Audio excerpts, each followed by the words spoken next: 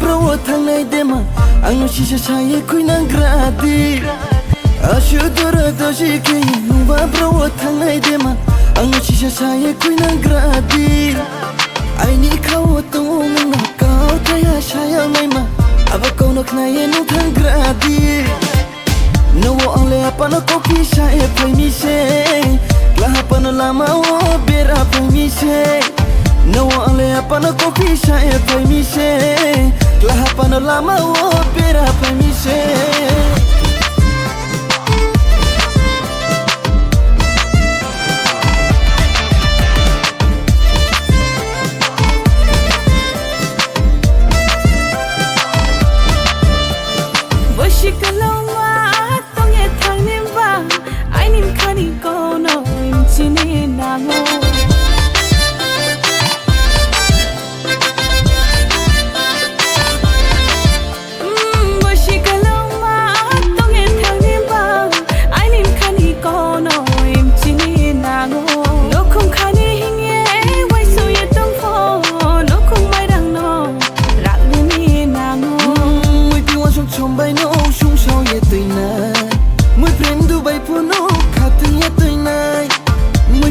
Trong bay nô sung sao ye tui nai mui prem du bay po no khati ye tui nai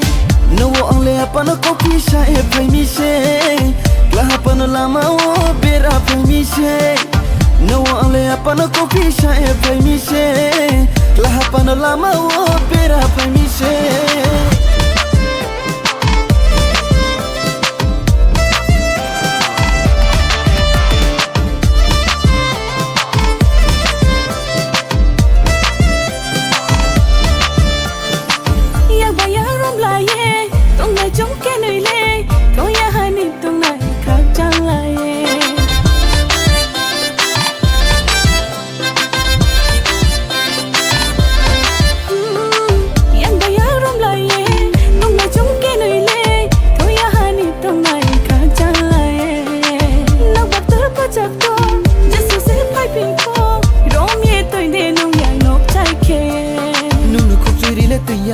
nung maya kise tui nai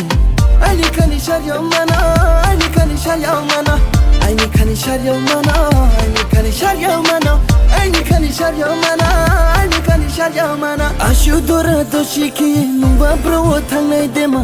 ang shisha chaye kui nang gradi ashu dora doshi ke nung ba bro thang nai dema ang shisha chaye kui nang gradi